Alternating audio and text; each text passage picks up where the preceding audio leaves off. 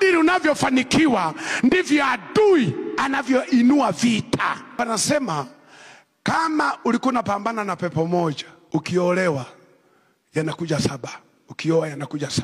Kwa sababu mke wako atakuja na mapepo aliyokuwa napambana nayo, na ya kwako uliyokuwa napambana nayo, kwa yanakuwa combination za kupambana na nyie hapo. Hujawahi kuona kijana hakuwa maraya kabla ya kuoa? Baada ya kuoa, alafu shetani alivyo mjinga. Wanaume mko hapa, hata mkinyamaza naongea. Umewahi ku experience jambo hili?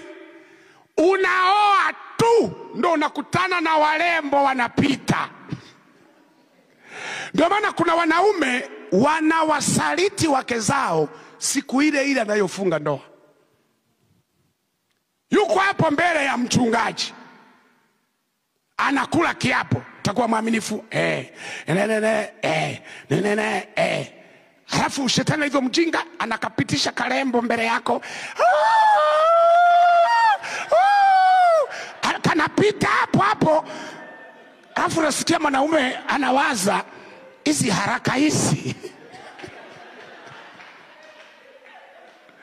Anasema hivi, ningekuwa bado, si huyu alichelewa wapi? Anaanza kumwangalia huyu aliyemuoa, huyu bado. Amen. Hujawahi kuona binti baada ya kuolewa ndo unaliona limukaka limepanda hewani, lina kifua, lina nini, lina hela, alafu linasema hai. Paku nasema ningeonana na huyu before, aka kajambani singe kamkananiaka.